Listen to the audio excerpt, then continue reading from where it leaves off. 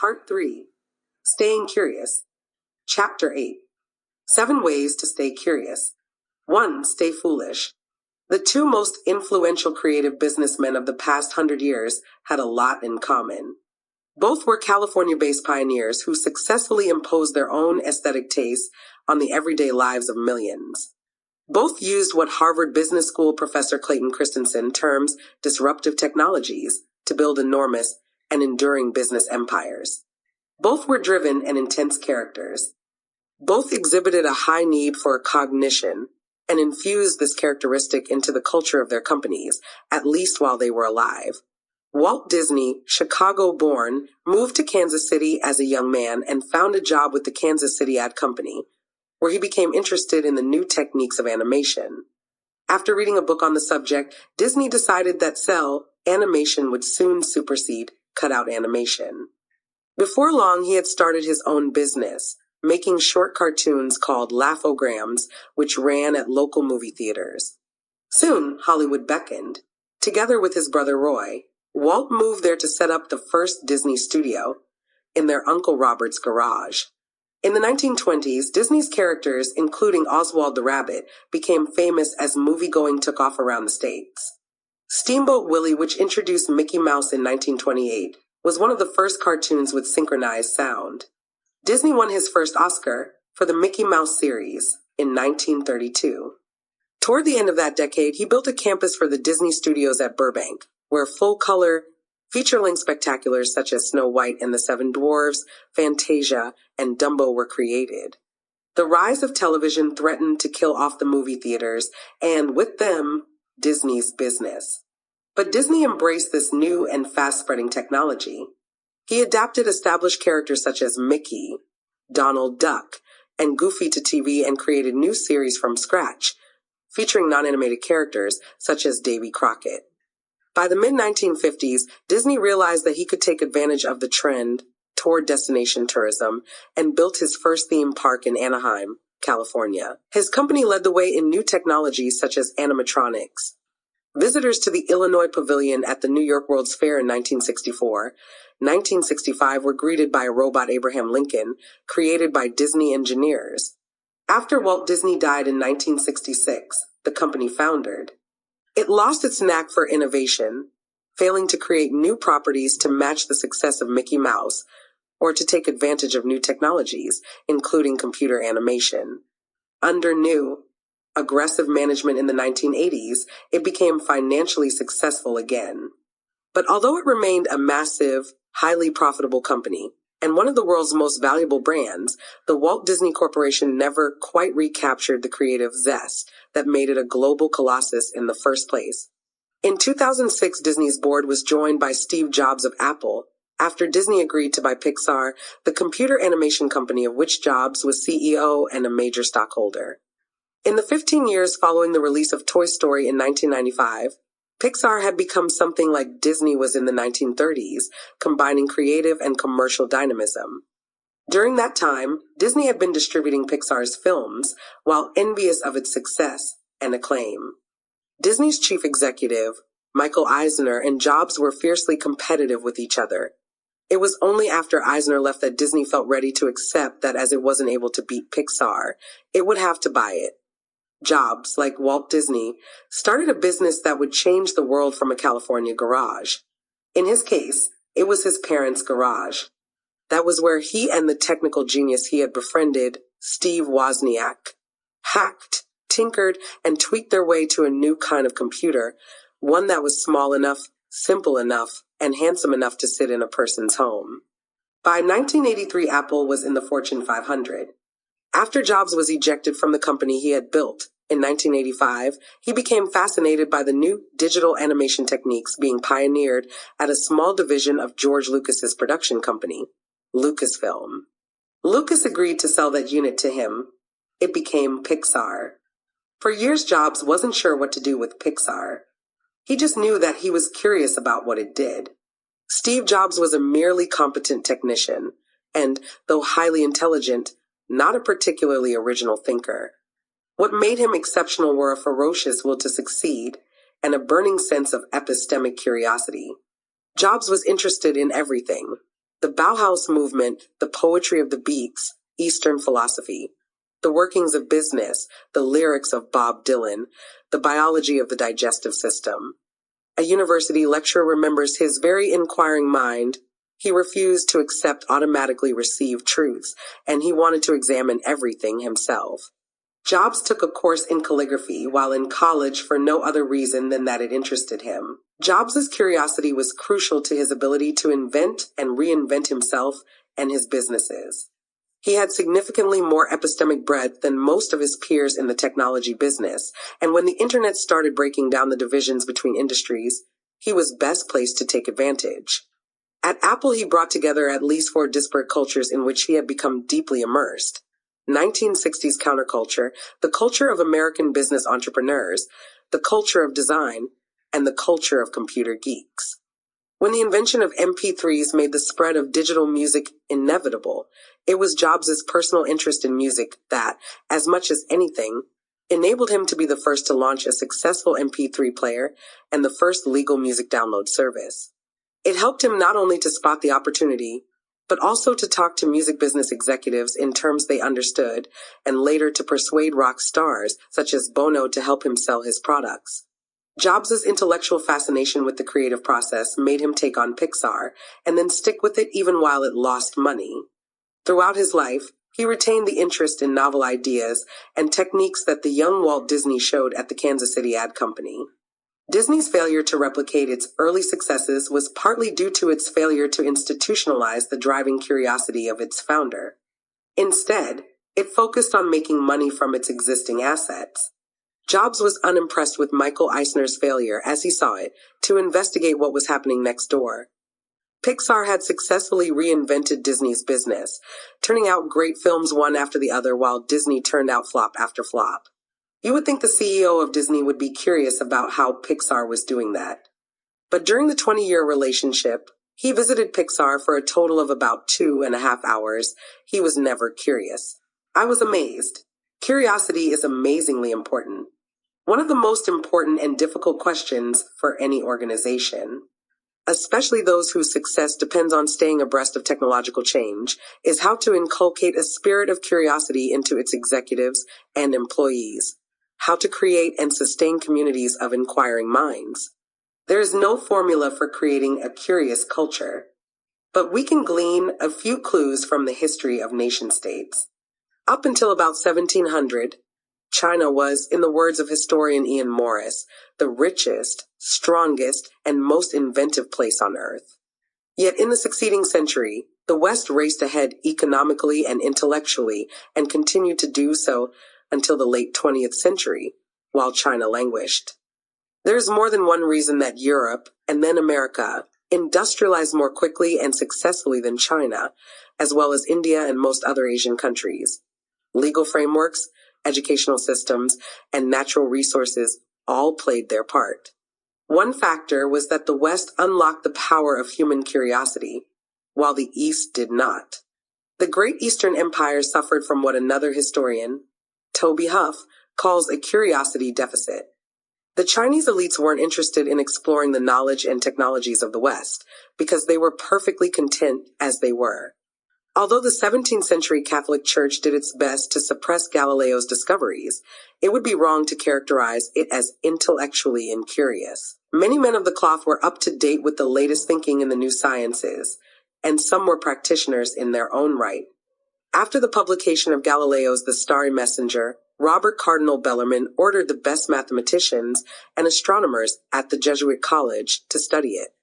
That it was Bellarmine who also presided over the church's censure of Galileo in 1616 tells us something important. It wasn't that the church was incurious about the true nature of the cosmos. It's that they believed such knowledge should remain the exclusive province of those who were able to handle it. That is, people like themselves. What made the authorities furious with Galileo wasn't that he published the Starry Messenger, but that he published it in Italian, the language of the common man, rather than Latin, the language of elites. In fact, it was Jesuits who took the Galilean telescope to China and Thailand and translated Galileo's work into Chinese. Matteo Ricci, a Jesuit who arrived in China in 1583, was a deeply learned man and far from the stereotype of the arrogant Western missionary. He mastered written and spoken Chinese and formed a close and enduring partnership with Su Guangqi, a brilliant Chinese scholar who converted to Christianity. Together, the two men attempted to spark the interest of China's rulers and intellectuals in the astonishing new discoveries emerging from Europe. They made little headway. Chinese scholars had been gazing at the heavens for hundreds of years and are credited with the discovery of sunspots long before the Europeans. But their astronomical beliefs grew out of their spiritual and religious beliefs, rather than being founded on empirical observation. Ricci and Guangqi set about providing the tools needed to put Chinese astronomy on the same footing as European astronomy: trigonometric mathematics, planetary tables, and the telescope. They predicted eclipses with an accuracy that impressed the Chinese, and even staged competitions with Chinese astronomers to test the predictive power of their theories, which they would invariably win. Other missionaries showed the Chinese innovative military hardware. The reaction of the Chinese establishment to the news from Europe was, for the most part, a massive imperial shrug.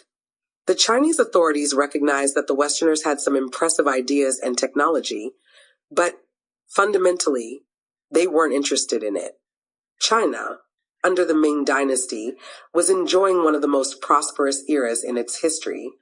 Its share of the world's economic activity far exceeded Europe's. Why should it care what the upstarts from Europe were doing when it had its own glorious traditions and a thriving economy? It is better to have no good astronomy than to have Westerners in China, declared the great 17th century Chinese scholar Yang Guangxian. During previous periods of glory for Chinese civilization, like the Han Dynasty, he said, astronomers knew even less about the relationship between the sun and the moon than they do today. Still, the Han Dynasty enjoyed dignity and prosperity that lasted for 400 years. Eventually, the Chinese told the Christians to go home and to take their telescopes and cannons with them. China fully accepted the premises of Western science only in the 20th century and is only now making up the intellectual and economic ground it lost back then. In his book Why the West Rules, for now, Ian Morris argues that China's decline relative to the West has a lot to do with a simple geographical fact: the widths of the Atlantic and Pacific Oceans. The Atlantic, 3,000 miles across, was a kind of Goldilocks ocean. It was just the right size.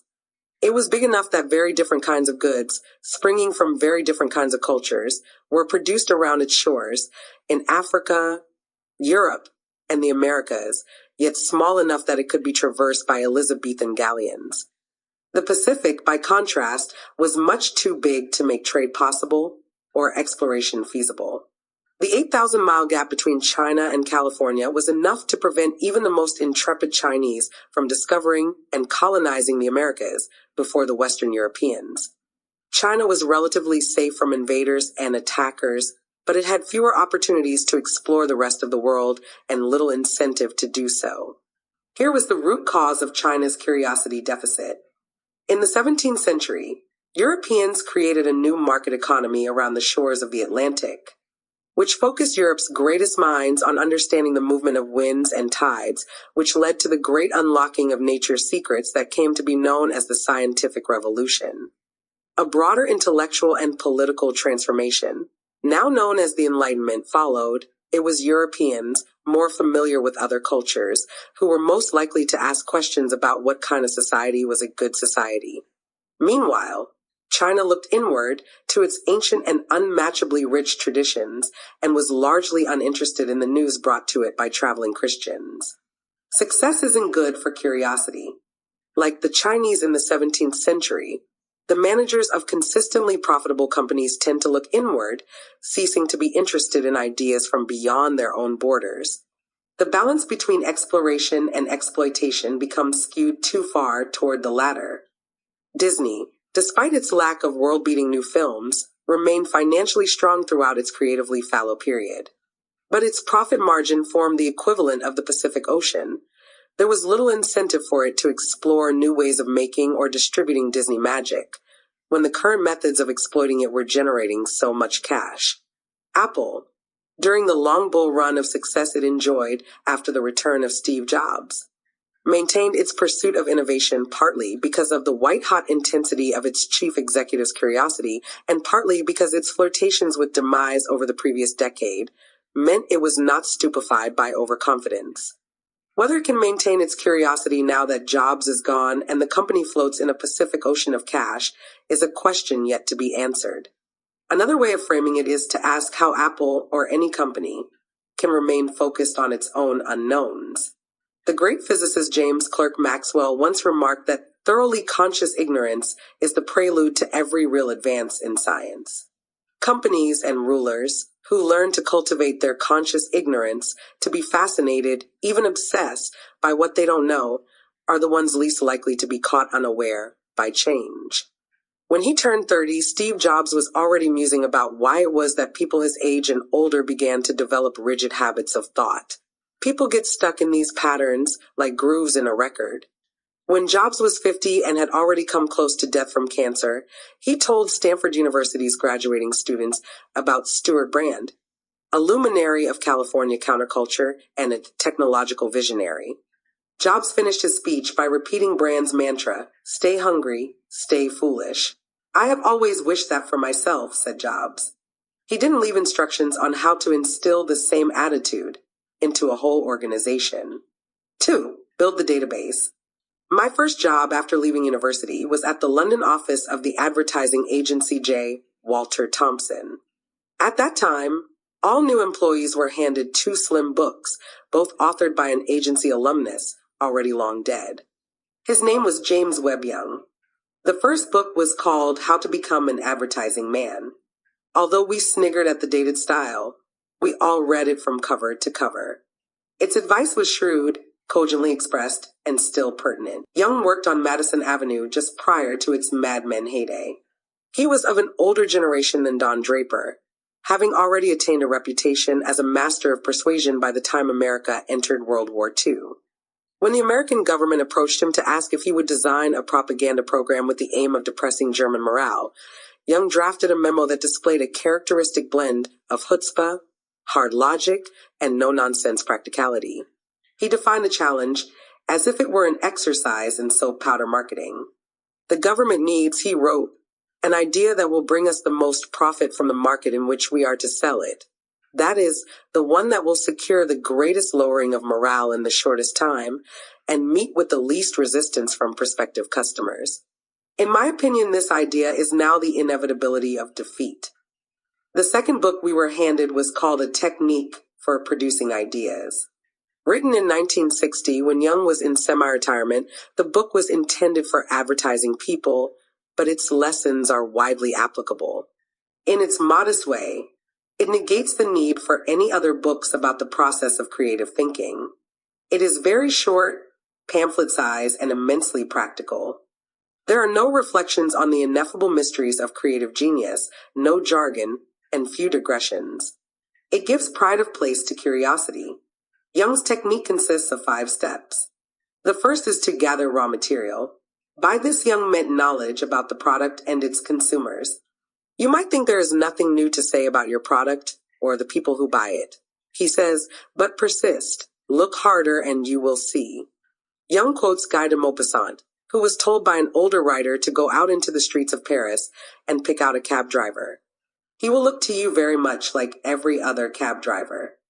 But study him until you can describe him so that he is seen in your description to be an individual, different from every other cab driver in the world. This was gathering of knowledge specific to the product and its consumers. Of equal importance, says Young, is the continual process of gathering of general materials. Every really good creative person in advertising whom I have ever known has always had 2 noticeable characteristics. First, there was no subject under the sun in which he could not easily get interested, from, say, Egyptian burial customs to modern art. Every facet of life had fascination for him. Second, he was an extensive browser in all sorts of fields of information. In advertising, an idea results from a new combination of specific knowledge about products and people with general knowledge about life and events. Young's formulation is simple but powerful. Any task or project that requires creative thought will be better addressed by someone who has deep knowledge of the task at hand and general background knowledge of the culture in which it and its users live. A mind well stocked with these two types of knowledge is much more likely to be a fertile source of the serendipitous collisions that lead to brilliant ideas. Leo Burnett, founder of the global ad agency network that still bears his name, and a near contemporary of Jung's, said, "Curiosity about life in all its aspects, I think, is still the secret of great creative people." Great ideas don't just spring from the moment of the mental effort involved in trying to come up with one. Their roots extend back months, years, decades into their author's life. They are products of long-formed habits of mind as much as they are of flashes of brilliance. As Jung puts it, to some minds each fact is a separate bit of knowledge. To others, it is a link in a chain of knowledge. It's clear that he intuitively understood the principle we examined earlier, that new knowledge is assimilated better and has more creative possibility. The bigger the store of existing knowledge, it is joining. Knowledge loves knowledge. Highly curious people who have carefully cultivated their long-term memories live in a kind of augmented reality. Everything they see is overlaid with additional layers of meaning and possibility, unavailable to ordinary observers. Fashion designer Paul Smith says that, "I've got eyes that see." A lot of people have eyes that look but don't see. I'll see something light next to something dark, or something smooth next to something rough, or Harris tweed next to silk, and that means something to me. I can look at architecture and the proportions of doors and windows and see pockets and the openings of a jacket. Or I listen to music that is very calm but has a very bright bit, and that can be a navy blue suit with a flowery shirt to me. The rest of Jung's steps depend and elaborate on his first. The second step is the working over. This involves taking the facts you have gathered and looking at them again from different angles, bringing them into unusual combinations with other facts, constantly seeking interesting new relationships, new syntheses. This won't necessarily yield any good ideas. In fact, Jung predicts that you will hit a wall of hopelessness, where nothing fits, no insights present themselves, and everything you've learned is in a meaningless jumble in your mind. Your arrival at this hopeless point, says Jung, is actually good news. It means this stage is over and the next one can begin. This one involves, reassuringly, absolutely no effort of a direct nature. It is the stage at which the unconscious is allowed to go to work, assisted only by the stimulation of something completely irrelevant to the task at hand. Jung reminds the reader that Sherlock Holmes often drags Watson off to a concert in the middle of a case, overruling the objections of his literal-minded partner, knowing that, having done the hard work of thinking, insight is now more likely to be discovered while the conscious mind is occupied by something else entirely. The fourth and most magical stage takes place in the mind's subterranean chambers. After the concert, advises Jung, retire to bed and turn the problem over to your unconscious mind and let it work while you sleep. Now that the conscious mind has prepared the ground, insight will take you unawares while shaving or bathing, or most often when you are half awake in the morning. In the fifth and final stage, the idea is prodded, tested, tweaked, and massaged into reality. We all know about eureka moments, when ideas seem to drop unbidden into their creator's head. In fact, as Jung knew, there is little accidental about such insights. They arise from the gathering and the working over, the slow, deliberate, patient accumulation of knowledge. As a young man, the great French mathematician Henri Poincaré worked as an engineer and was sometimes asked to investigate mining disasters. He had been struggling with a problem in pure mathematics when he was summoned to the site of a mine to perform an inspection. He later recalled that the excursion allowed him to forget the problem altogether for the first time in several months. His unconscious, however, was just getting to work. Having reached Kuttenses, we entered an omnibus to go someplace or other.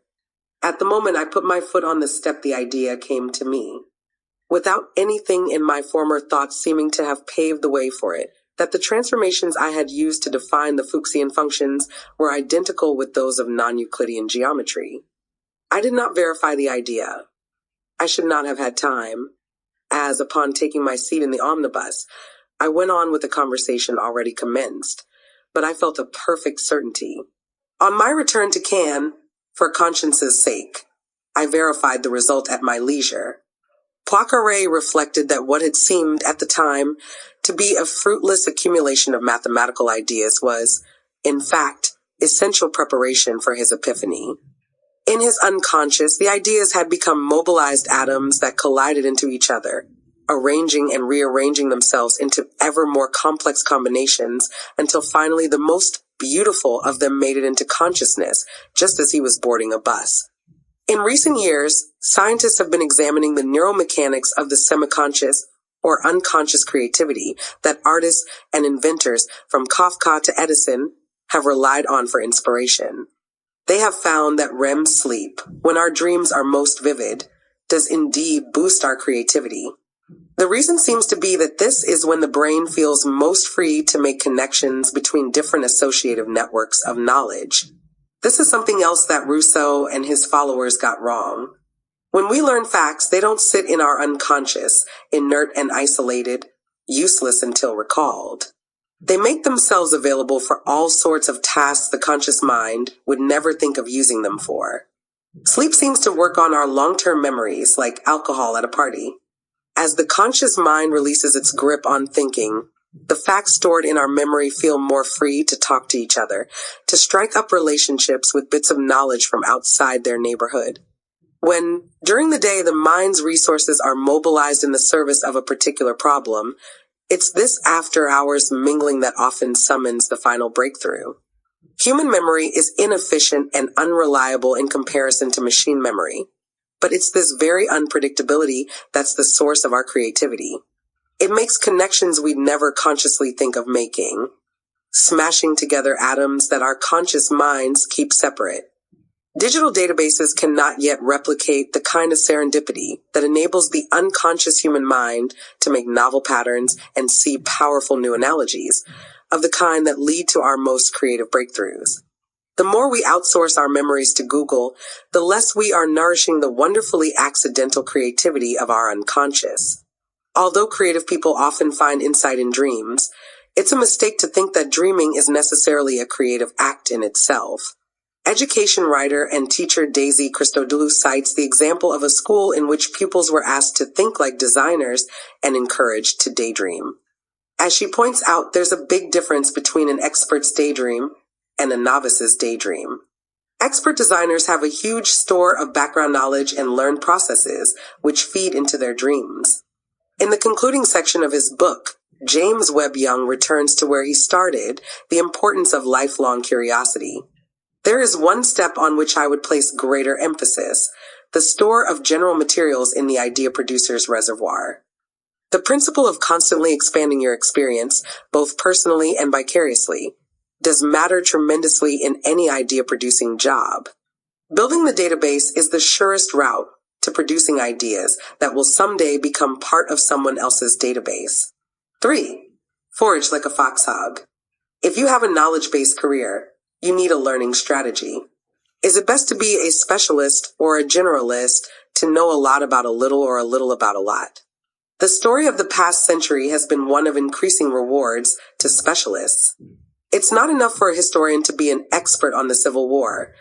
She must be an expert on Civil War marching songs. Today, Don Draper would introduce himself to clients not as an ad man, but as a specialist in social media or branded content. Silicon Valley firms aren't competing only to hire the most brilliant software engineers, but the ones most experienced in coding for iOS or Android apps. But the digital revolution, or rather the series of revolutions wrought by digital wire technologies, has created a counter-trend. Paola Antonelli is senior curator in the Department of Architecture and Design at the Museum of Modern Art in New York. Curators, she told me, come in two types, conservers and hunter-gatherers. She plants herself firmly in the latter category. Antonelli is a self-proclaimed generalist, interested in gathering and synthesizing different materials from disparate fields, from design and architecture to science, technology, and philosophy. She describes herself as a curious octopus. I am always reaching out and taking in things from everywhere. Antonelli told me that designers increasingly find themselves working in groups and have to adapt quickly to other forms of knowledge. There are few design specialisms left. She says some book designers design only books, but they are exceptions to the rule. Today's designers might find themselves working with engineers, marketers, and accountants. For instance, says Antonelli, if you are a branding designer and you are hired by a Texan oil company to create their corporate identity, you'll need to put a team together that includes an expert on oil production, and you'll need to be curious about the process of getting oil out of the ground. Unless you do that, you probably won't come up with the right answer.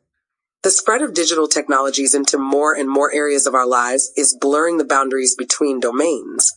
Increasingly, designers are having to think in terms not just of material objects, but experiences and interactions, says Antonelli. Designers now have to be more versatile than ever, and that means being curious about the knowledge of other people. If you want to succeed in today's music industry, you need to understand social networks. If you want to make a name for yourself in linguistics, you need to get to grips with data analytics. Even sports, often thought of as a purely physical domain, is increasingly knowledge-rich and requires multidisciplinary competence. For instance, to be a successful soccer manager today, you need to have accumulated a deep knowledge of tactical formations and some knowledge of statistical techniques, psychology, even economics. It used to be thought that the only real requirement for a manager was to have been a successful player. But increasingly, the coaches of Europe's biggest clubs are men whose playing careers were truncated through injury, or simply because they weren't good enough. When the Real Madrid and Chelsea manager Jose Mourinho, himself an example of this trend, was asked why this was, he replied, more time to study. We know that new ideas often come from the cross-fertilization of different fields, occurring in the mind of a widely knowledgeable person. Francis Crick, discoverer of DNA, trained as a physicist and later claimed that it was this background that gave him the confidence to solve a problem biologists regarded as fundamentally insoluble. Picasso combined African sculpture with Western painting to create a new kind of art. In the marketplace for talent, the people most in demand will always be those who offer an expertise few others possess. But having a breadth of knowledge is increasingly valuable, too. These two trends exist in tension with each other. Should you focus on learning more about your own niche, or on widening your knowledge base? This question recalls the story of the hedgehog and the fox. It's been told in many forms through the ages, but the essence of it is always the same. The fox evades his attackers in a variety of inventive but exhausting ways, while the hedgehog adopts one tried and trusted strategy, hunkering down and letting its spikes do the work. In the words of Greek poet Archilochus, the fox knows many things, but the hedgehog knows one big thing. The philosopher Isaiah Berlin proposed that all thinkers could be divided into one of these two categories. There are thinkers who look at the world through the lens of one particular idea, and those who revel in a variety of perspectives. Plato was a hedgehog, Montaigne a fox. Thought he was a hedgehog, but couldn't help writing like a fox. You can apply this distinction to people in politics or business. Ronald Reagan was a hedgehog, Bill Clinton a fox. Steve Wozniak was a hedgehog, Steve Jobs a fox, which may explain why they work so well together. The thinker's best position to thrive today and in the future will be a hybrid of these two animals. In a highly competitive, high-information world, it's crucial to know one or two big things, and to know them in more depth and detail than most of your contemporaries. But to really ignite that knowledge, you need the ability to think about it from a variety of eclectic perspectives, and to be able to collaborate fruitfully with people who have different specializations. For example, Charles Darwin knew as much about the life cycle of earthworms and the beaks of finches than anyone alive.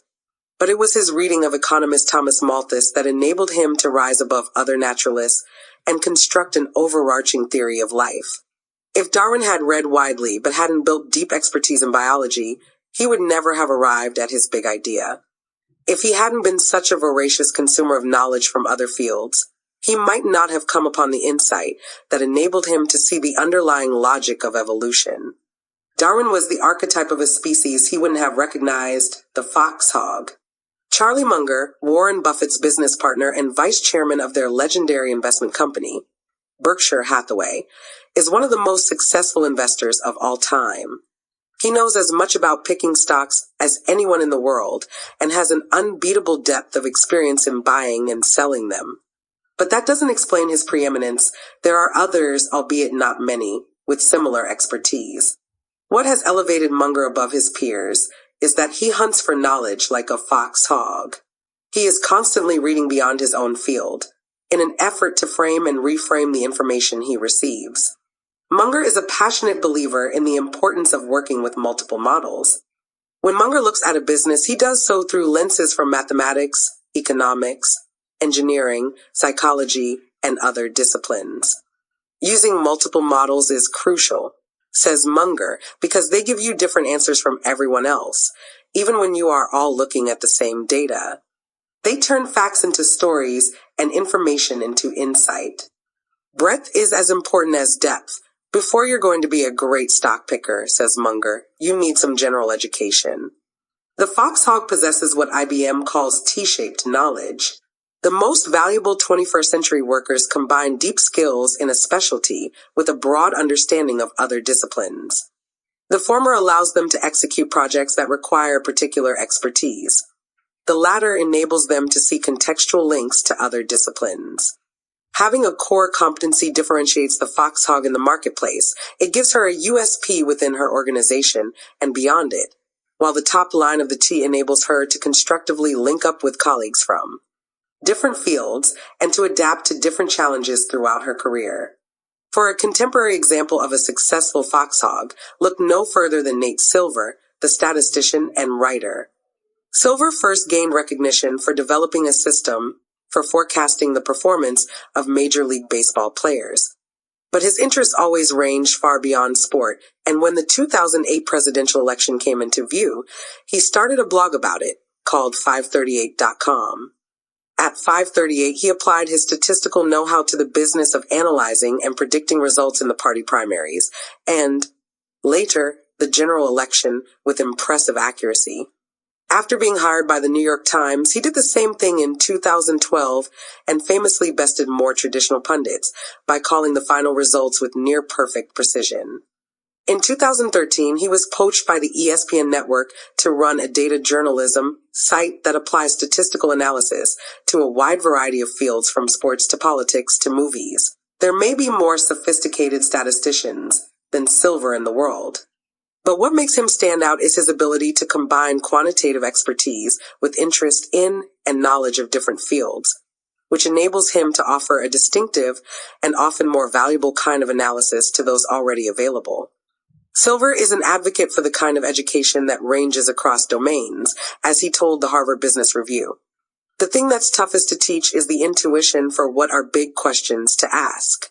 That intellectual curiosity, if you're going to have an education, then have it be a pretty diverse education, so you're flexing lots of different muscles.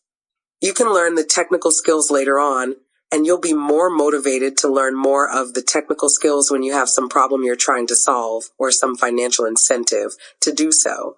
So not specializing too early is important. Western policymakers, spooked by the success of Asian educational systems in producing scientists and engineers and worried about their economic competitiveness, have been insisting that our schools and universities focus on producing hedgehogs, specialists who can slot neatly into the job market when they graduate. But this is to see only one half of the equation. Educators in the most advanced Asian economies know that the kind of broad, cross-disciplinary education in which the best Western universities have traditionally excelled will be as valuable in the 21st century as it was in the 20th. Here is Professor Tan Chor Chuan, president of the National University of Singapore. One thing I've been increasingly convinced about is the importance of intellectual breadth. There are two reasons why. First, many of the problems we face in our work and lives are complex. They cut across different disciplines and domains of knowledge. If you don't have a broad intellectual base, you will not be able to see the potential cross-disciplinary implications. Second, where we expected to do 3 or 4 jobs in a lifetime, the average graduate today might do 10 or 12. These jobs can cross many different sectors, so you must have the intellectual base from which you can retool yourself more easily to do different types of work. Discussions of the hedgehog and the fox often come down to whether it's better to be one or the other. But in a world that rewards expertise, and also the groundbreaking insights that come from the clash of domains, we need to be both. We need to be foxhogs. 4. Ask the big why. On March 26, 2007, two men sat down side by side and read out prepared statements as millions of people around the world watched on TV. Ian Paisley, Northern Ireland's hardline and outspoken Protestant leader, and Gerry Adams, a Catholic, reputed to be the former commander of the Irish Republican Army, were sworn enemies. Each embodied the most uncompromising element of two sides that had been locked into a conflict stretching back decades, claiming thousands of lives and ripping apart countless families. Yet here they were, almost unbelievably, not only sharing a table, but pledging mutual cooperation. Somewhere in the room, out of range of the cameras, was a man who can claim to be one of a handful of those most responsible for bringing this ancient and once thought intractable dispute to an end. Jonathan Powell was Tony Blair's chief of staff throughout Blair's time as Prime Minister and the UK government's principal negotiator in Northern Ireland. In his book about the peace process, Great Hatred, Little Room, he recounts a seemingly endless series of meetings with the key players over a period of 10 years, some of them taking place in great rooms of state in London or Ireland, others, more clandestine and more dangerous, in suburban houses, or churches deep in the heart of fiercely Republican communities, not the kind of places to be seen carrying a briefcase with the royal crest on it. Powell is tall and thin and retains boyishly curly hair in his middle age. He is likable, his eyes crinkle when he smiles, but brisk, talking and thinking at a disconcertingly fast pace. He is also direct. Despite being a diplomat by trade, he comes across as someone who is far more likely to offend you than lie to you. This is probably a useful quality in his current job, because to succeed in it he needs to be trusted by people who trust nobody. Powell heads a non-governmental organization whose purpose is to mediate between governments and terrorist organizations.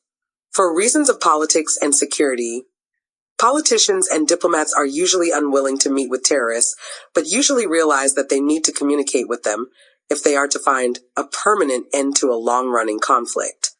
Powell offers governments a secret channel to these underground organizations, shuttling back and forth between the two sides until they are prepared to meet directly. When I spoke to him, he told me he was currently involved in 8 different conflicts around the world. He had just returned from a vacation in Cornwall with his family, which he'd been forced to interrupt to fly to South America. Powell couldn't tell me about the details of his work, but he was happy to discuss what I wanted to talk to him about: the role of curiosity in negotiation. In their book Negotiation Genius, The Harvard Business, school professors Deepak Malhotra and Max H. Bazerman tell the story of an American businessman they call Chris, whose firm was negotiating with a European company to purchase an ingredient for a new healthcare product. The two firms had agreed on a price, but had become deadlocked over the question of exclusivity. The Europeans would not accept the Americans' demand that the ingredient not be sold to any of their competitors. The American negotiators offered more money, but their counterparts would not budge. As a last resort, the Americans called Chris and asked him to fly over to Europe and join the meeting. Malhotra and Bazerman describe what happened next. When Chris arrived and took a seat at the bargaining table, the argument over exclusivity continued. After listening briefly to the two sides, he interjected one simple word that changed the outcome of the negotiation. The word was why. Chris simply asked the supplier why he would not provide exclusivity to a major corporation that was offering to buy as much of the ingredient as he could produce. The supplier's answer was unexpected. Exclusivity would require him to violate an agreement with his cousin, who currently purchased 250 pounds of the ingredient each year to make a locally sold product. With this information in hand, Chris proposed a solution that helped the two firms quickly wrap up an agreement. The supplier would provide exclusivity with the exception of a few £100 annually for the supplier's cousin. Chris's colleagues hadn't asked the question, probably because they assumed that they already knew the answer. They hadn't thought hard enough about the possibility of unknown unknowns.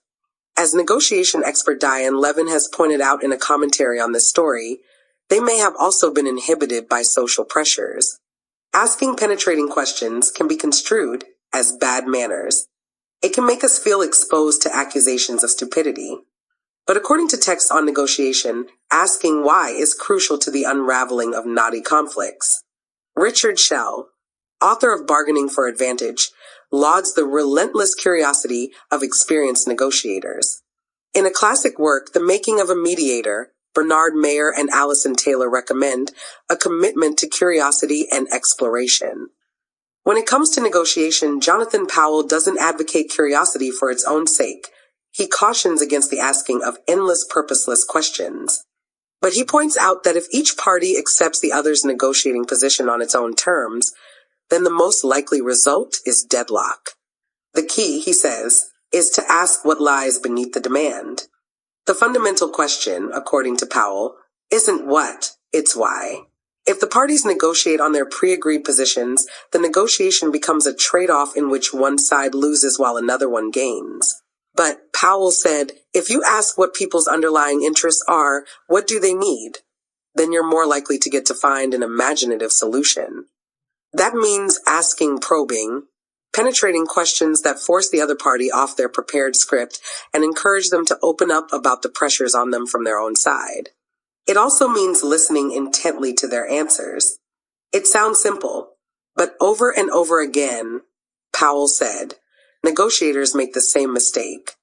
What always amazes me is that people go into these meetings without really attempting to understand the mindset of the people they're negotiating with. Good negotiators are intelligent listeners. They don't just hear out the other side and then present their positions. They listen carefully and try to understand where the other guys are coming from. The attitude Powell describes here has been termed, in the context of doctor-patient relationships, empathic curiosity. Jody Halpern, a bioethicist at the University of California, was once a practicing psychiatrist. She noticed the way that patients seemed to respond better to doctors who seemed genuinely interested in them rather than doctors who, following professional convention, remained emotionally detached in an attempt to be objective. She also noticed that even doctors who expressed genuine sympathy for their patients sometimes had trouble understanding or responding to their real needs. In 2001, she wrote an influential book arguing that empathy is more important than sympathy because empathy involves making an effort to be consciously curious about the patient's perspective. Most people have the human capacity for empathic curiosity, for genuine interest in and emotional responsiveness to another person's perspective, but they can turn it on and off, said Halpern. Doctors too often turn it off. So, according to Powell, do negotiators. Decision makers in business or government tend to assume that the goal of a negotiation is a result in which everyone's costs and benefits become roughly equal. But long-running disputes are often rooted in an underlying moral and emotional conflict that isn't susceptible to material negotiations. Only by applying conscious curiosity can a negotiator or mediator identify the contours of these deeper motivations and thus search for ways to address them. From 2004 to 2008, social psychologist Jeremy Jings and anthropologist Scott Atran surveyed nearly 4,000 Palestinians and Israelis across the political and social spectrum, including refugees, Hamas supporters, and Israeli settlers on the West Bank. They asked the participants to react to a series of hypothetical but realistic peace deals. Almost everyone on both sides rejected the deals outright. Asked to explain why, they would say that the values involved were sacred to them. Many Israeli settlers said that they would never consider trading any land on the West Bank, which they considered to have been granted by God. Palestinians considered the right of return to be sacred rather than something that might be traded for a concession from the other side. Psychologist Philip Tetlock has called this effect the taboo trade-off. When parties in a negotiation are asked to trade something they consider sacred for something secular or material, they become angry, inflexible, and deaf to cost-benefit reasoning. Indeed, material offers can backfire.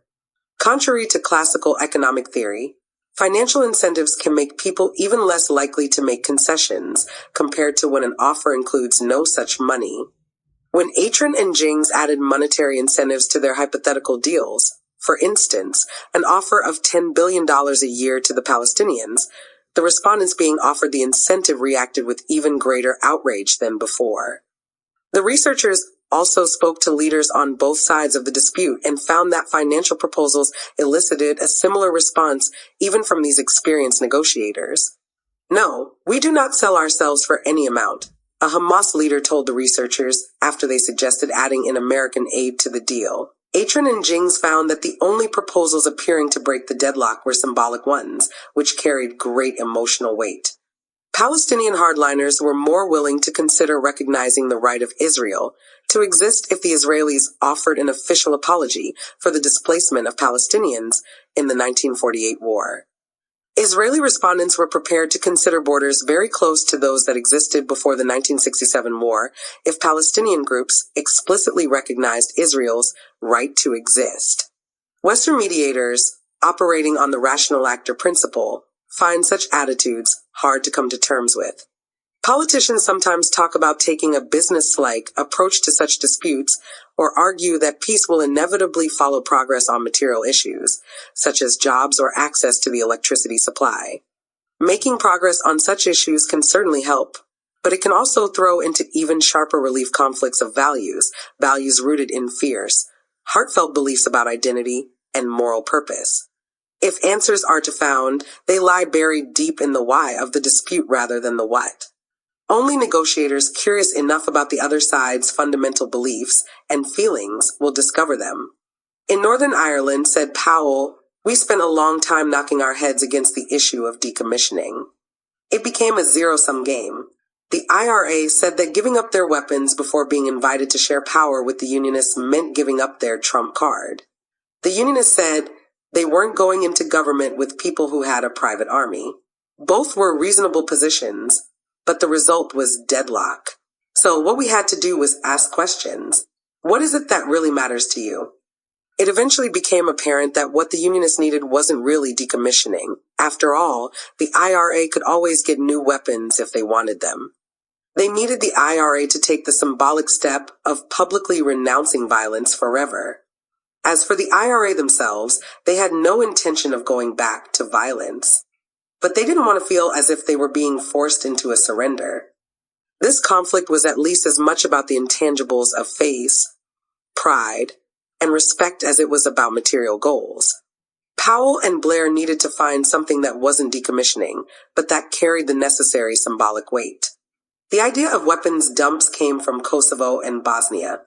British generals told me that because they couldn't get people to give up their weapons, they made both sides' weapons available for inspection. So I went to a house in West Belfast and met Gerry Adams and put this to him. He said, "There's absolutely no way we can accept this." A month later, Adams returned to Powell with the same proposal. The symbolic step of burying weapons opened the way to a lasting peace deal. Terrorist groups don't want to be thought of as criminals, but as legitimate political movements, Powell told me. Legitimacy, of course, being another word for respect. One of America's most effective generals, Stanley McChrystal, played key roles in the wars in Iraq and Afghanistan, combining a reputation for ruthlessness in combat with a scholarly intellect. During an interview given after his retirement, he summarized the difficult process of adaptation the U.S. military went through in the years following the invasion of Baghdad, a process that led, eventually and belatedly, to a lasting reduction in violence. When we first started, the question was, where is the enemy? That was the intelligence question. As we got smarter, we started to ask, who is the enemy? And we thought we were pretty clever.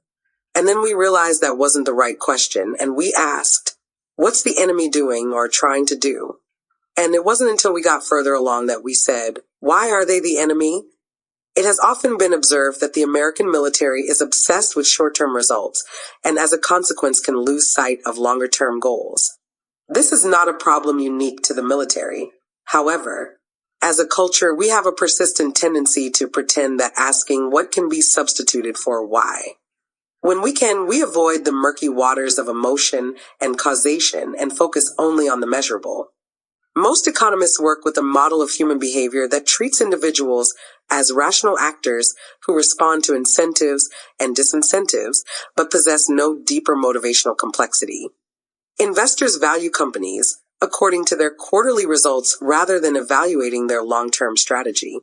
For a good part of the 20th century, even psychologists stopped asking why human beings behave in certain ways and focused exclusively on what they do. Behaviorists, who dominated the field in the 1930s and 1940s, argued that it was futile to try to fathom people's inner feelings, thoughts, or desires, and that the only proper object of study was the interplay between behavior and environment, stimulus and response. Only with the arrival of the cognitive revolution in the 1950s did it once again become acceptable to ask questions about motivation. The familiar desire to do away with why can be discerned underneath the contemporary enthusiasm for big data. The exponential increase in the processing power of computers and the ubiquity of connected digital devices means there is more available information on human activity than ever before. Companies crunch data derived from our web and cell phone use to work out what we're going to buy next. Social scientists, journalists, and activists use similar techniques to map and predict the spread of disease, crime, and famine. The failed state index, for instance, is designed to be a scientific measure of which states around the world are close to collapse. Each country is rated on 12 indicators of pressure on the state during the year in question, including refugee flows, poverty, and security threats. The data are drawn from some 130,000 publicly available sources. Its aim is to give an early warning of conflict to policymakers and the public at large. Chris Anderson, the former editor of Wired, has made the extreme case for the potential of such techniques. Out with every theory of human behavior, from linguistics to sociology. Forget taxonomy, ontology, and psychology. Who knows why people do what they do? The point is they do it, and we can track and measure it with unprecedented fidelity. With enough data, the numbers speak for themselves. Anderson thinks that when you amass big data, you no longer have to bother with the big why. Every question should be treated as a puzzle rather than a mystery. But not everything is susceptible to such analysis. The failed state index failed utterly to predict the collapse of Middle Eastern and North African states in early 2012 that became known as the Arab Spring. Only someone with a deep understanding of the relevant country's politics and history would stand a chance of anticipating such events, analyzing their causes, or formulating a response. As the authors of a more balanced assessment of big data put it, even as we make the most of its potential, there will be a special need to carve out a place for the human, to reserve space for intuition, common sense, and serendipity. Knowing the what is crucial to making good decisions and discoveries, but it will always be important to ask why. It's part of what makes us human, after all. When we stop asking why, we become like Kanzi, intelligent apes who can monitor their environment, make requests, and follow instructions, but who remain blind to deeper truths, like what my adversary is really asking of me. 1. Be a thinker. In 1773, on a wet and blustery October day, Benjamin Franklin led a group of men down to Portsmouth Harbor on the south coast of England, where they boarded 2 boats and set out to sea. Franklin's boat put down anchor about a quarter of a mile from the shore. The other, at Franklin's instruction, pushed out a little farther and began to cross back and forth over the same stretch. As it did so, one of its passengers poured olive oil onto the waves out of a large stone bottle, through a hole in the cork, somewhat bigger than a goose quill. The expedition's leader watched keenly from his small boat, as it pitched and tossed and the sea threw icy spray into his face. Franklin was looking to see if the oil was flattening the surf. In his account of the expedition, he explained that his interest in the apparent capacity of oil to calm turbulent waters had first been aroused 16 years before, when he was on his way to England on his first diplomatic mission as an emissary of the American colonies. Standing on deck, he noticed that the wake of his ship appeared remarkably smooth compared to that of the others in the fleet.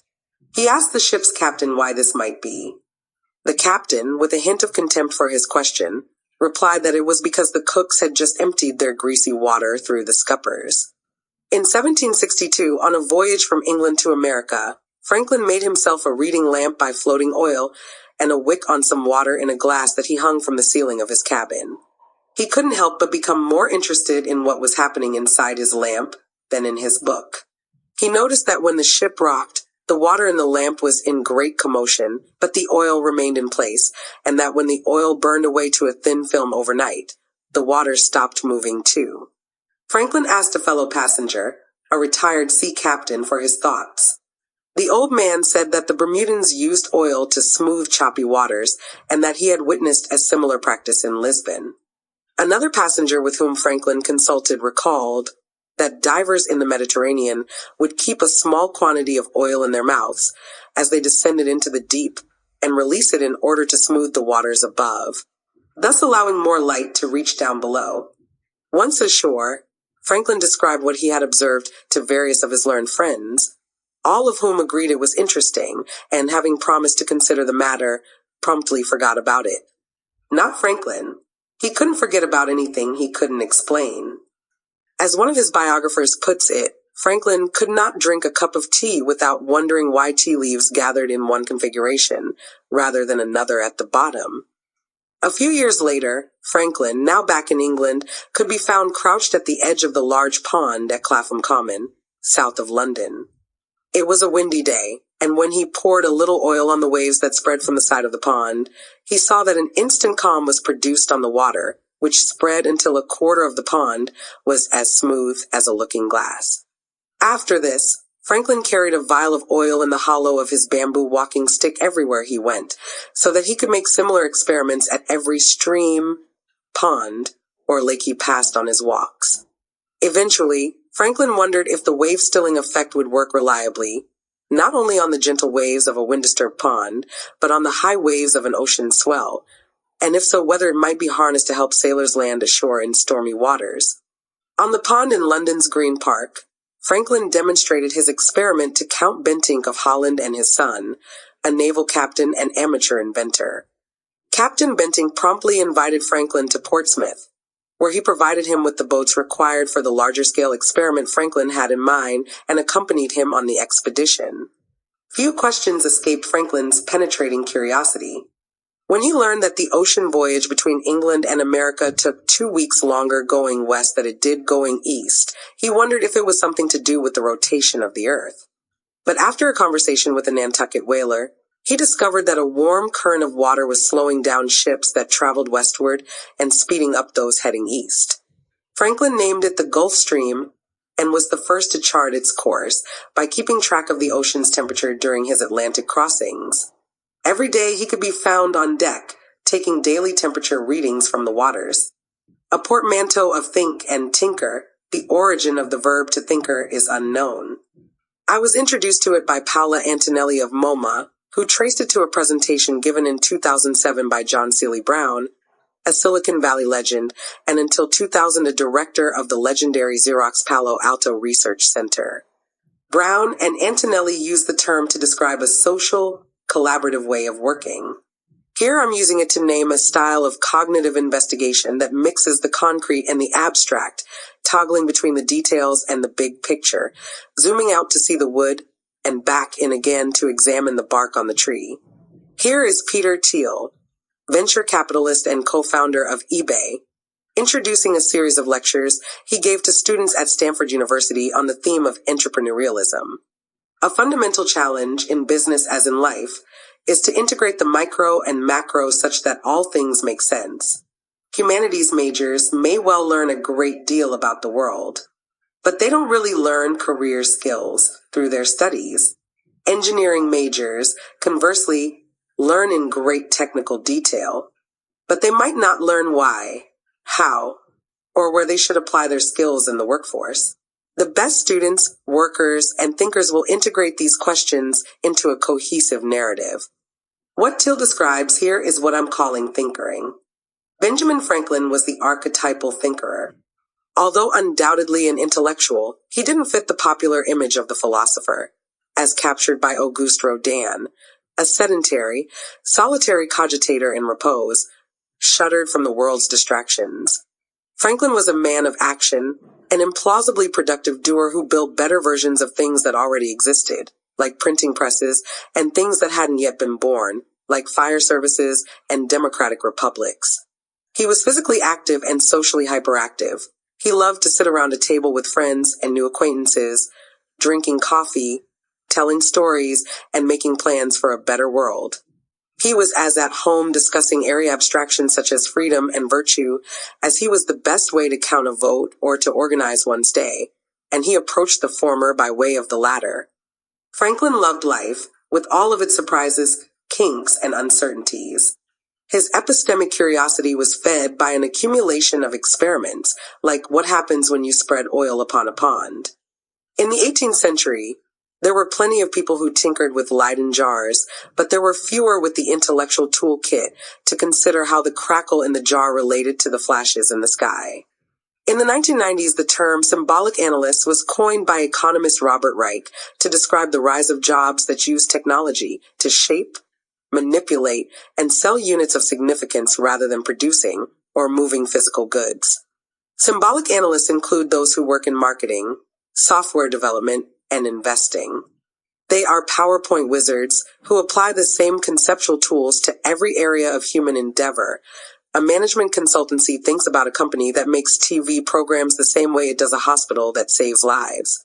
Reich was commenting on the shift in global economic activity that saw developing countries, most notably China, take over the bulk of the world's manufacturing, while Western countries became knowledge economies, exporting thoughts rather than goods. But the knowledge economy often seems to have little room for the kind of knowledge Franklin gained when he made himself a reading lamp. It is more interested in big ideas than physical process and values conceptual breakthroughs over incremental progress. Meanwhile, the technical knowledge of the world is becoming increasingly specialized. The province of a few experts who find it hard to communicate what they know to those outside their own field, and who, as Thiel suggests, find it hard to integrate their micro-knowledge with the macro needs of the workplace and world. Although he was writing 300 years ago, David Hume saw that an economy needs a balance of thinkers and doers, and that each is improved by the other. The same age, which produces great philosophers and poets, usually abounds with skillful weavers and ship carpenters. We cannot reasonably expect that a piece of woolen cloth will be wrought to perfection in a nation which is ignorant of astronomy or where ethics are neglected. Nor can we expect great ideas to flourish in a society or a company in which the details of craft are neglected. Here is Steve Jobs again, one of the heroes of the symbolic analyst class, yet also a manufacturer.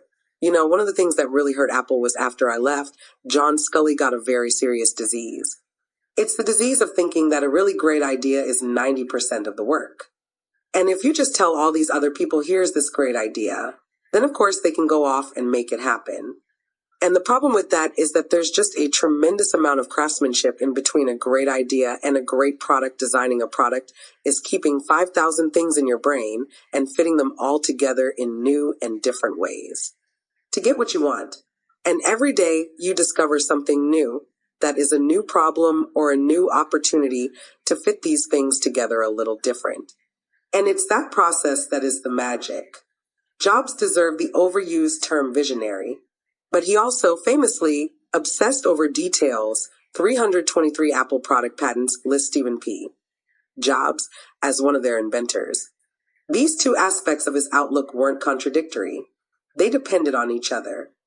Jobs was able to think differently about the future of personal computers, but only after he had spent time tinkering with the Apple Mac's forerunner, the Alto, at Park. Jobs was a thinker.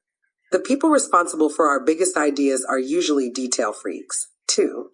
Open the pages of The Origin of Species for the first time, and you discover a rather different book from the one you may have been led to expect. You will not find ringing declarations of intellectual revolution. What you will find are pages upon pages on the breeding of dogs and horses. Darwin's world-changing idea grows organically out of his empirical observation. Similarly, if you read Adam Smith's The Wealth of Nations, you find, before any mention of the invisible hand of the market, a closely observed account of the operations of a pin factory. The experiment in Portsmouth Harbor was a failure while Franklin and his fellow investigators observed some smoothing of the waters around the boat. It had little effect on the height and force of the white-capped waves as they crested toward the coast and broke on the shore. But that was no matter to Franklin. He was careful to record the details even of an experiment that does not succeed, since they may give hints of amendment in future trials. Indeed, Franklin's wave-stilling experiments took on a life beyond that of their instigator. As a recent paper in the Biophysical Journal attests, they inspired future scientists to investigate the action of molecule-thick layers on water and eventually led to a better understanding of the properties of cell membranes, the semi-permeable wrappers that surround the basic building block of all living things. We live in a very different world from Benjamin Franklin, one of far greater technological complexity and, as a consequence, greater abstraction. Most of us can't even begin to understand how the engine of a modern car functions or how our smartphone works. Abstraction is the very principle on which the digital revolution is built, the world copied into zeros and ones. The web allows us to skim and skip along the top line of everything, scooping out the gist without delving into details.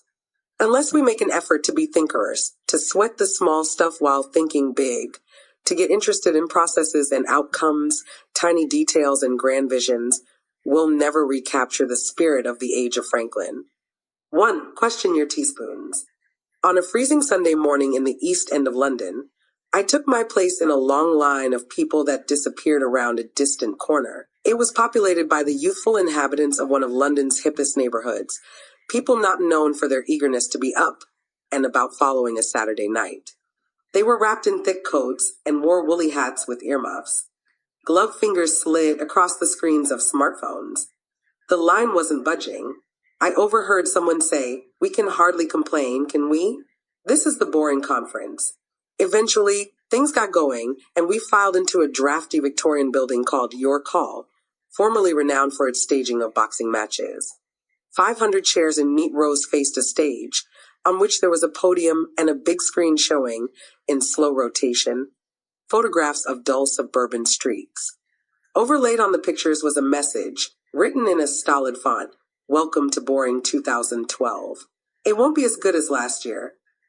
Despite this warning, excited chatter filled the hall. Now and again a cheer was heard. In one corner, there was a competition to see who could make the most self-propelled rotations in an office chair from a single push.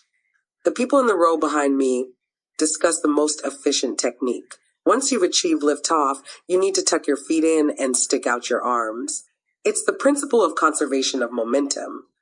James Ward, prime mover of the boring conference, was first to speak. After a brief welcome consisting mainly of apologies, he introduced his own boring 2012 topic of choice, the history of supermarket self-checkout machines.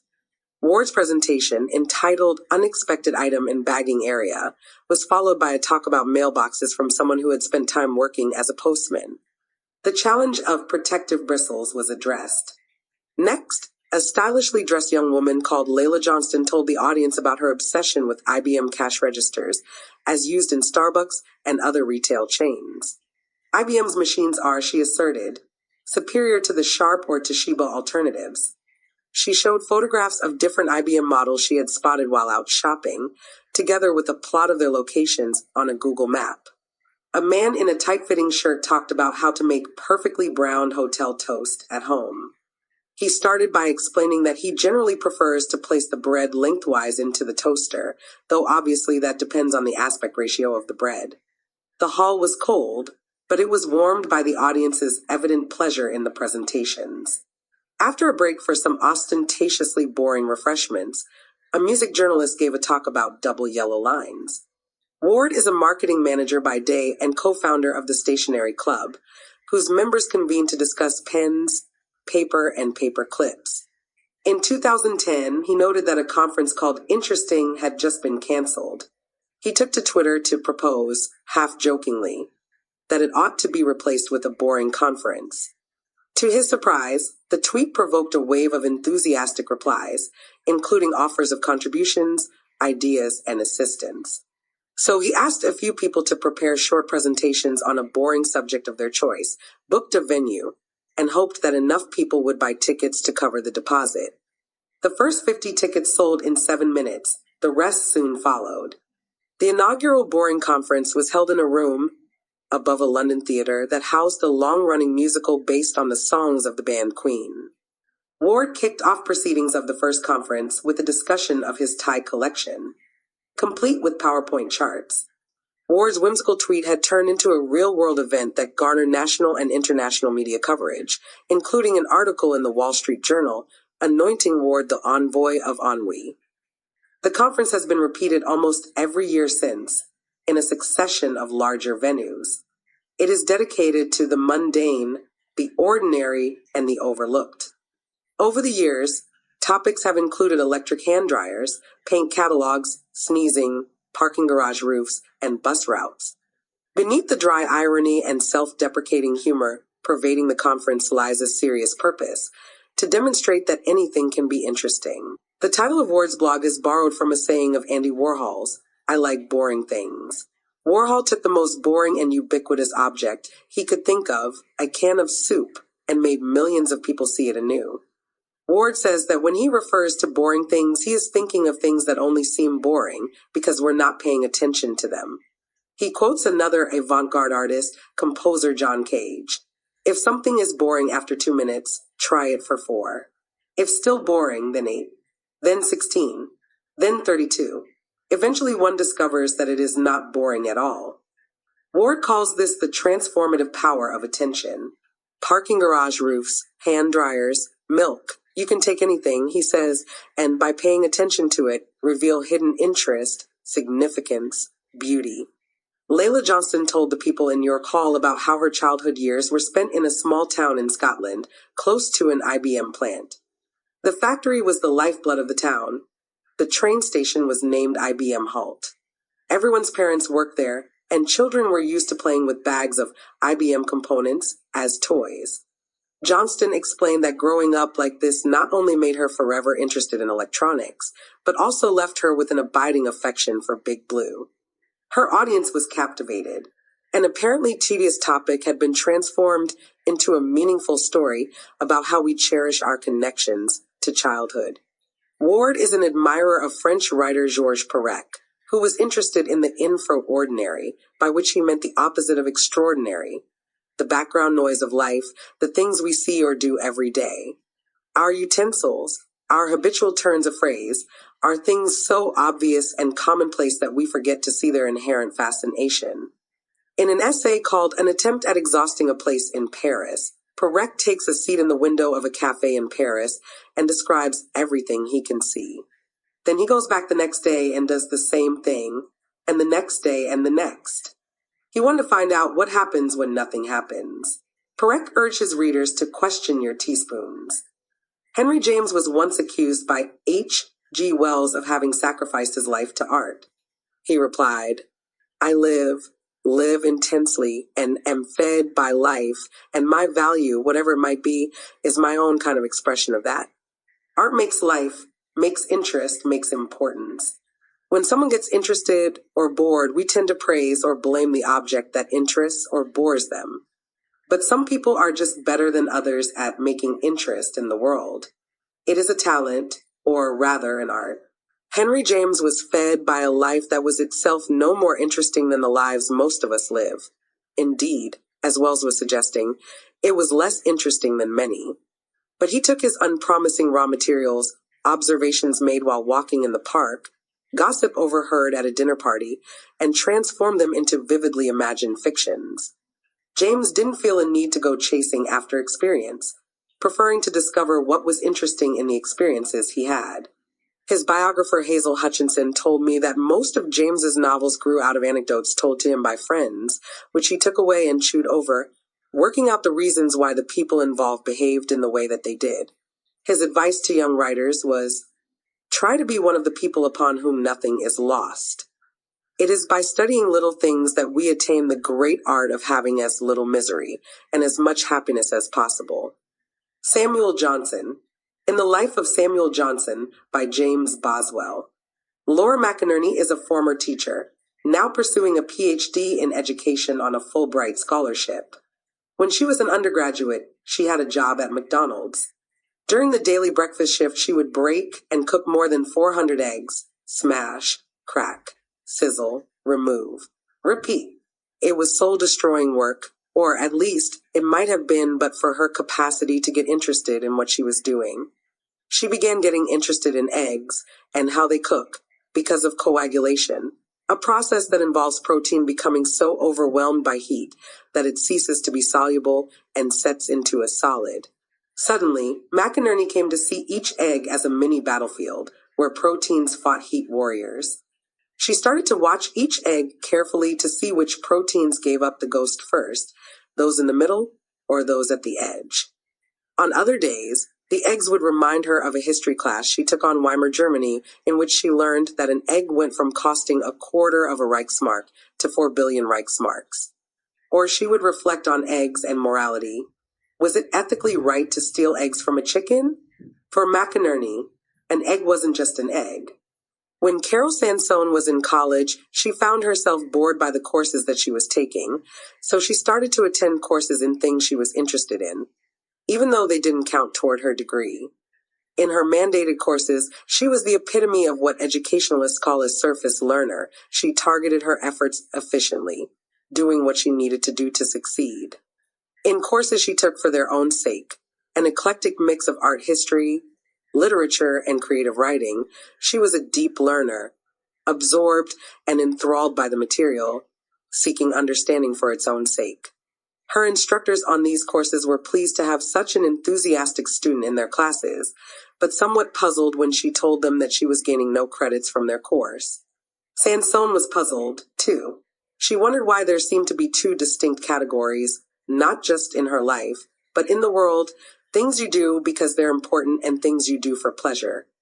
Or to put it another way, things you do to hit a target that others have set, a great degree, a top job, and things you do just because you are fascinated by the doing of them.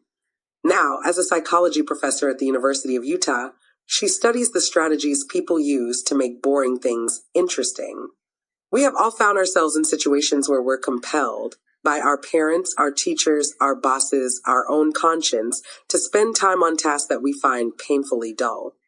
We can motivate ourselves to complete them by thinking about the money we'll get for doing it, or the approval of our teacher, or just the stuff we'll have to deal with if we don't do it. But we can also find ways to turn this mundane activity into something that stimulates our curiosity, knowing that once we get interested in it, we're more likely to spend time on it. It's often assumed that motivating people involves getting them to think about the future, about what they can achieve or become. When teachers, life coaches, or personal trainers talk about motivation, they usually focus on the importance of goals.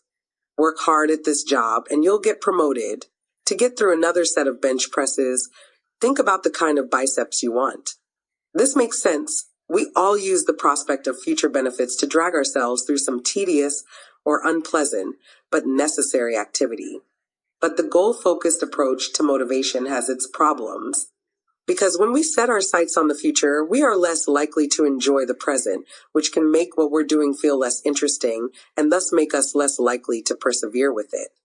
Researchers from the University of Chicago and the Korea Business School collaborated on a study to investigate this phenomenon. They recruited 100 students about to embark on a session at the gym. They asked half of them to describe their goals. I want to lose weight, and then to continue focusing on those goals as they worked out. They asked the other half to describe their experience, what it was like stretching and exercising at the gym, and to continue thinking about that as they undertook their session. Before the session, the goal-driven students tended to say they were planning to run on the treadmill for longer than the experience-focused students. But it was the experience-focused students who actually ended up running for longer and who also reported enjoying their exercise more afterward. When all our interest is directed at the future, we get easily bored with the present. This puts a subtle twist on the classic distinction between intrinsic and extrinsic motivation. Extrinsic rewards aren't always offered or imposed upon us by a third party. We can set them ourselves and in the process accidentally corrode our inner motivation. If you are a manager or a teacher, then is it best to encourage employees or students to explore their curiosity? Not if your overriding concern is that they perform a task on time. As we've seen, getting interested in something means that future goals recede in importance. Sansone and her colleagues gave volunteers a repetitive word copying task. The volunteers spontaneously started to make it more interesting for themselves by varying the way they copied the letters and reading the incidental text. When they employed these interest-enhancing tricks, they copied fewer letters within the time allowed than they had before. However, when the time spent on the task was up to students, the ones who employed interest-enhancing strategies copied more letters because they persisted for longer. Curiosity is likely to lead to better work, but only if it's allowed time to breathe. It can lead to broader satisfactions, too. If diversive curiosity is the flash and splash of novel stimuli, epistemic curiosity is a path you want to keep traveling down, even when the road is bumpy. Making such a journey can bring an important ancillary benefit. The English philosopher J.S. Mill argued that happiness is something that happens to us while we are pursuing some other purpose, that it approaches us sideways, like a crab. His insight foreshadowed the research of Mihai Csikszentmihalyi, the psychologist who coined the term flow to describe the happiness that comes from being completely and unreflectively immersed in an activity, whether it's guitar playing, rock climbing, or studying molecular genetics. People who share something of Henry James's talent for getting interested in things, even things that might seem mundane, tend to be happier than those who don't. This is true of couples as well as individuals. Arthur Aaron is a psychologist at Stony Brook University in New York who specializes in the study of long-term romantic relationships. When he started getting interested in this area, he noted that there was a gap in the research. Most of it focused on conflict. Why do couples argue? There were plenty of studies of jealousy, resentment, and anxiety. A less dramatic and more common problem had been neglected. What happens when couples get bored? Aaron and his colleagues run a long-term study of married couples. More than 100 couples from Michigan are interviewed about their relationships, individually and at home, at yearly intervals. Aaron has gathered data on 3 specific questions from the 7th and 16th years of marriage. First, during the past month, how often did you feel that your marriage was in a rut? Second, all in all, how satisfied are you with your marriage? Third, he looked at a visual measure of closeness in which participants were asked to select, from a series of circles overlapping to different degrees, the picture which best describes your marriage. Aaron found that the couples who felt that their relationship had become a little boring after 7 years of marriage experienced much lower satisfaction 9 years later, irrespective of their levels of conflict and argument.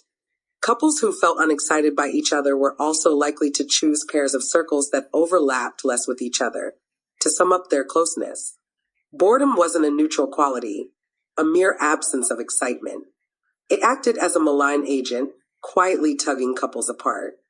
In some ways, it was more dangerous than open conflict. As Aaron puts it, at least couples who argue with each other are still doing something together. Studies have shown that marital satisfaction tends to take a precipitous decline in the early years of the marriage. Part of the reason that couples drift apart from each other, Aaron reasons, is that the novelty of mutual self-transformation wears off. It's thrilling to see the world through someone else's eyes, to feel your own being remolded in response to another's. But when you're no longer getting to know each other's enthusiasms and quirks and unexpected strengths, when you've agreed on your favorite restaurants and vacation destinations and gotten to know each other's friends, then it's time, according to Aaron, to actively replenish the stock of novelty. The couples who do so are more likely to remain happy. It's not enough to just order a new DVD box set. However, couples need to pursue activities that involve learning or achieving something together. In another study, Aaron recruited 28 couples from his university campus. Some were married, some dating for at least 2 months. They were taken to a gym hall and invited to take part in one of 2 different tasks. Some couples were given the mundane task, which involved one partner rolling a ball to the center of the room while the other watched, then retrieving the ball and rolling it back the other way. Others were given the novel and arousing task, which involved being bound to each other with Velcro straps while negotiating an obstacle course. The couples were then asked to fill out a questionnaire about their relationship, and some were filmed talking to each other. Their conversation observed and coded according to established protocols for measuring the quality of marital interaction. The couples that engaged in the novel and arousing activities were significantly more likely to express satisfaction in their relationship afterward and to feel romantically about the other. As Aaron pointed out to me, couples who take part in such potentially awkward, embarrassing, and frustrating experiences are more likely to fall out. But better that than being bored. Aaron doesn't prescribe a frantic search for utterly new experiences. We went paragliding last year. Let's learn the Peruvian flute this summer, so much as taking a gentle pleasure in variation, even if the themes are familiar. He told me that he and his wife go hiking in the mountains of Slovenia, but always try different routes. Another researcher, James Graham of Western Washington University, found that happy couples were simply better at finding interest in the mundane joint activities of everyday life: cooking, childcare, DIY. Henry James used curiosity to turn the ordinary stuff of life into great art. But then he was a genius. The rest of us can, at the very least, use it to make our lives more interesting. It's a choice. We can interrogate our cutlery or allow the familiar to be boring. Laura McInerney expresses the principle beautifully. When you live somewhere boring, and we all live somewhere boring, then we have a choice about the way we will see that place. We can spend our days thinking like everyone else, seeing the same things over and over, and never once wondering about how they got that way, or why they stayed that way, or how they could be better. Or we can learn. And if we make the choice to learn and to be curious about the things around us, then we are essentially making the choice never to be bored again. Turn puzzles into mysteries. In 1955, a bow-tied man with silver hair and a fastidiously trimmed mustache cleared his belongings from a government office in Washington. William Friedman was retiring from his post at the U.S. National Security Agency, bringing an end to a world-changing career very few people knew about. He took with him a photograph he had kept under the glass plate that covered his desk. In it, 71 uniformed officers stand in two lines behind a seated row of 5 men and women in civilian clothes. At first glance, the image is unremarkable, but a second look reveals something odd about the way the subjects are posed.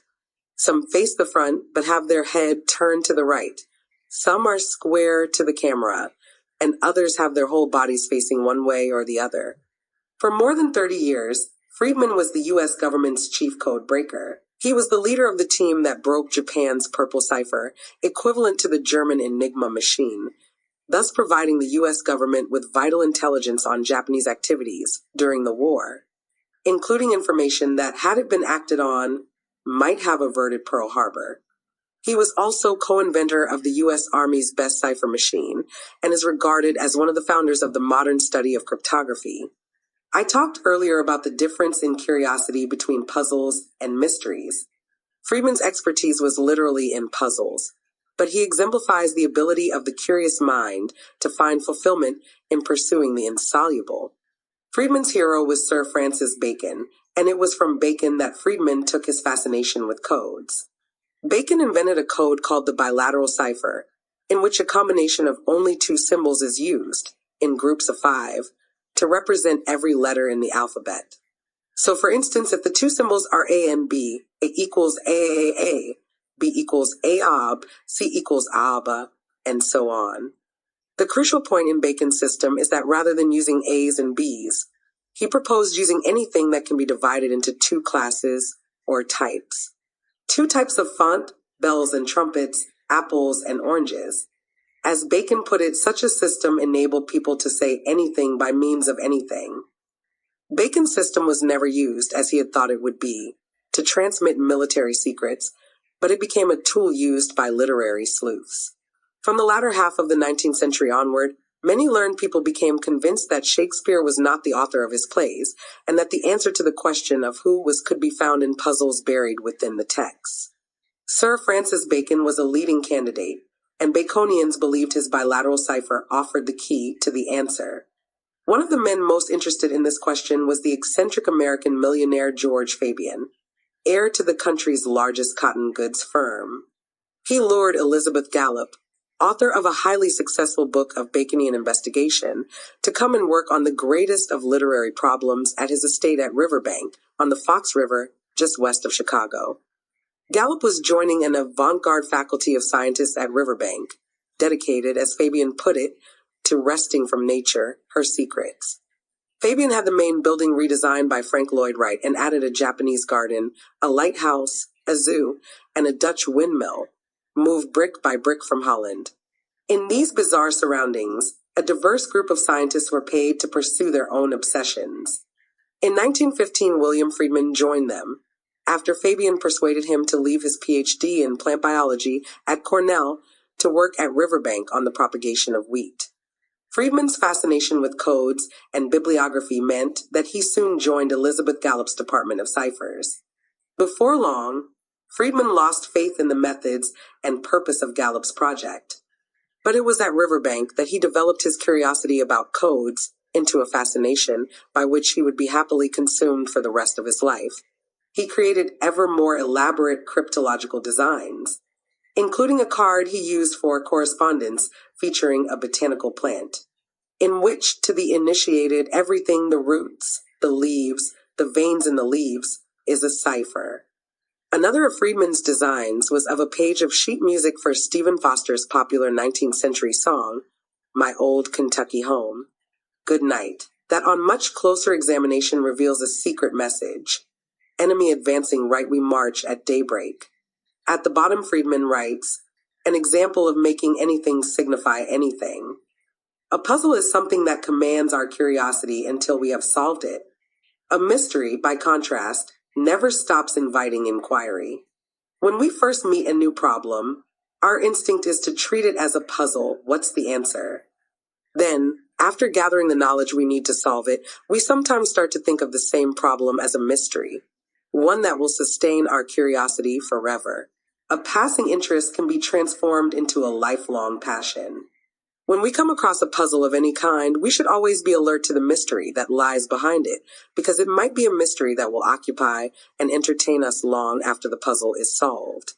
William Friedman loved puzzles, in the most literal sense of that word, but his curiosity about them went far beyond any single example. At Riverbank, he came to think of the most fundamental principle of cryptology, that anything can signify anything, as an inexhaustible mystery, in which he took a profound and enduring delight. Puzzles are stepping stones to mysteries. The more mysteries we pursue, the more knowledge we gather, the greater our intellectual and cultural range. During World War I, the U.S. government, hearing of Friedman's work at Riverbank, called on him to train Army units in cryptography. After doing so, Friedman joined the Army himself. On returning from France, he went back to work at Riverbank for a few more years before moving to Washington with his wife. Both put their cryptographic skills to work for the American government. Following his heroic efforts in cracking Japanese codes, Friedman rose to become chief cryptologist for the National Security Agency. He left behind a body of work that defined his field of study for decades afterward. Friedman liked to remind people that meaning can reside in the most unlikely places.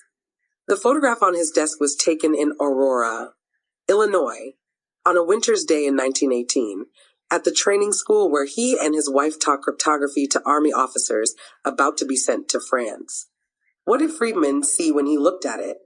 He saw his younger self seated at one end of the front row, facing inward. He saw his wife in the middle, and at the other end the imposing figure of George Fabian. He also saw a message, hiding in plain sight. The image is a cryptogram in which people stand in for letters. Thanks to Friedman's careful positioning, the soldiers spell out Sir Francis Bacon's most famous axiom, knowledge is power. With this, the book is now complete. Thank you for listening.